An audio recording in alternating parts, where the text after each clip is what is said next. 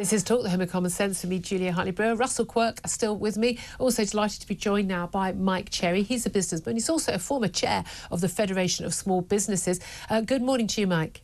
Julia, good morning. Thank you so much for joining us. Now, I know that the current people working at the Federation of Small Business have already expressed quite a lot of concern about these new measures that have been brought in today under this new deal for working people, that it's not a good deal for many businesses. What are your concerns?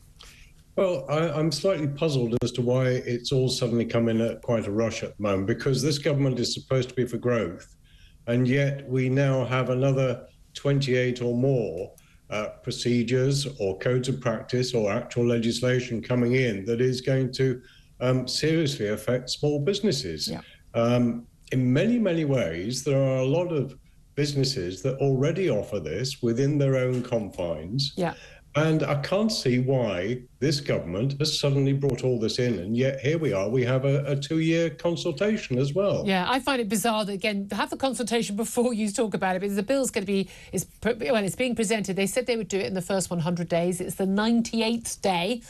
They've managed to get it just under the wire. I mean, the crucial thing is the unions are apparently unhappy. They say it's a skeleton of what it was. It's not enough. They're worried that, yes, employees are going to get rights from day one to protect them from unfair dismissal, to get sick pay and other workers' rights. But they're saying if there's a 9-month probation period, then that kind of evens that out. What do you make of those specific measures? I have some real concerns about a couple of those. First and foremost, why have the rights from day one if you're going to agree to a probation period, which all businesses actually do need? Yes. It does take time on both sides, both the employer and the employee, to see whether someone is suited for that job or even another job within the business itself, for instance. But the biggest problem here is, aside from all the bureaucracy and the legislation that's going to come in, is the statutory sick pay from day one. Small businesses used to be able to claim that back. Yeah. They could only do it for a short period during COVID, and they also used to get a little bit extra on top. That's gone. From day one is going to be a real problem, because in far too many cases, and this has been proven time and time again, you genuinely don't know whether someone's pulling the lead or whether they're working elsewhere, for instance. Yeah. And there are unscrupulous cases, but these are problems that businesses face day in, day out. Yeah, exactly. There are unscrupulous employers, but there are also unscrupulous employees. And, you know, you don't know the cut of someone's jib just from an interview. We were saying earlier on the show, you know, we've all met people who do a great interview and they're done out to be absolute nutters, or just simply not living up to the experience they've claimed to have. And you need to know that, be able to say, really sorry, I'm not sure this is working out. And everyone knows that's what the deal is. The thing I find really bizarre is this urge to get rid of what Labour Party call precarious work. They've been talking about this for years.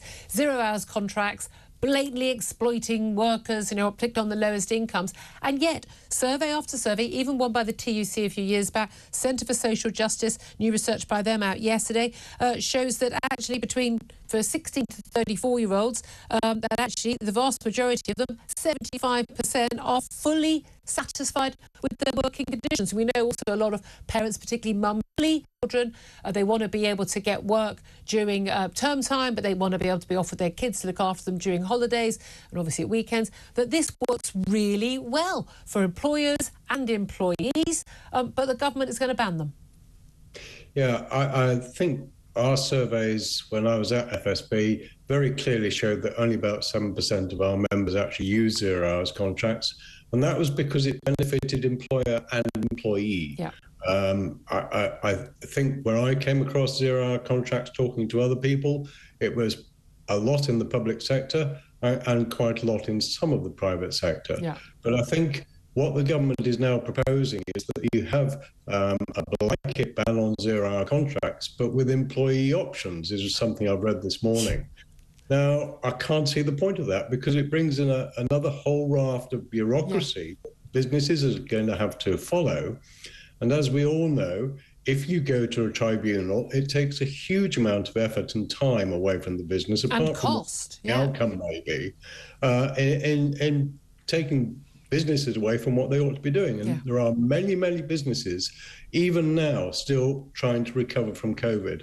Yeah, absolutely. And again, you see, it strikes me that so much of the Labour attitude on this, and a lot of like the unions as well, is this idea that employers, nasty, horrible, evil people trying to exploit, employees, sort of angels just, being exploited. And I just don't think that's how most people live their daily lives. All polls and detailed surveys of people in their workplace show most people very happy in their employment and like their bosses, like their terms. And most people do not go in going, I'm going to, they're not sort of going down the pit or going to a Victorian mill owner and having someone whip them going to work. Most people just don't experience life and the working life that way. And yet we've got this caricature of evil bosses basically trying to exploit the masses.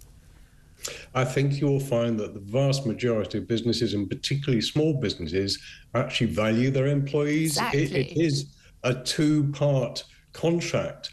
You can't work without your employees, and the employees can't earn without being employed. And I think the sooner we get around that fact that we need growth in the economy, we need businesses to be stimulated and not hit with, 28 or so new bits of legislation or codes of practice or whatever it is that comes in 2 years' time.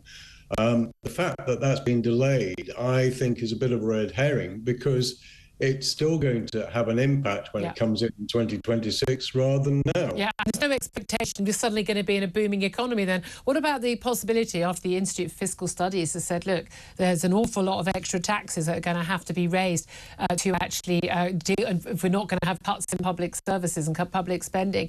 And there's a possibility that Rachel Reeves, the Chancellor, is looking at, ahead of her budget at the end of this month, a £17 billion rise in national insurance for employers, although she said they wouldn't raise taxes on working people. Apparently employers aren't working people, but they're basically looking at a national insurance rise for employers, quite literally a tax on jobs. What impact would that have? That would actually have a massive impact. We've seen the result of that previously when national insurance for employers went above 10%. It brought in this whole problem around IR35. Yeah. You still don't have a definition for either tax or employment under that legislation.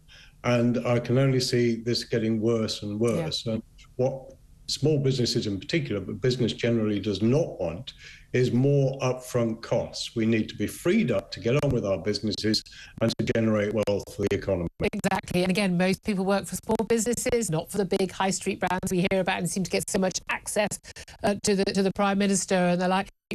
I mean, on the issue of IR35, it's a big issue in our industry, in media, but it's a massive issue for, millions and millions of people who run small businesses, who come under within the IR35 directive. Basically, if you're lucky enough not to know about this, you really are very lucky.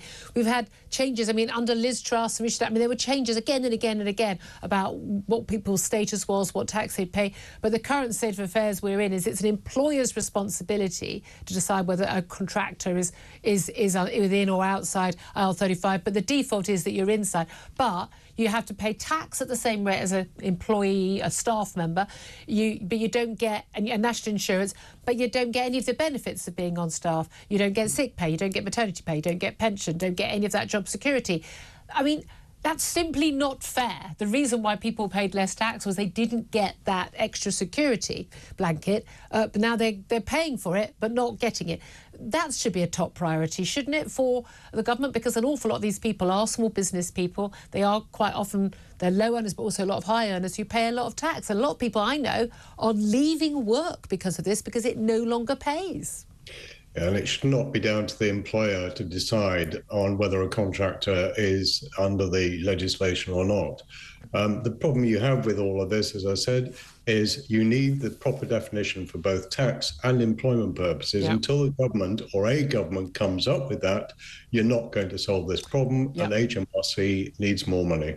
Yes, they always want more money, don't they? Mike Cherry, businessman himself, former chair of the Federation of Small Businesses. Thank you for that. We'll take a quick break. Then we're going to be talking about why the Prime Minister Keir Starmer is meeting with Volodymyr Zelensky in number 10 Downing Street right now. This is Talk, the home of common sense.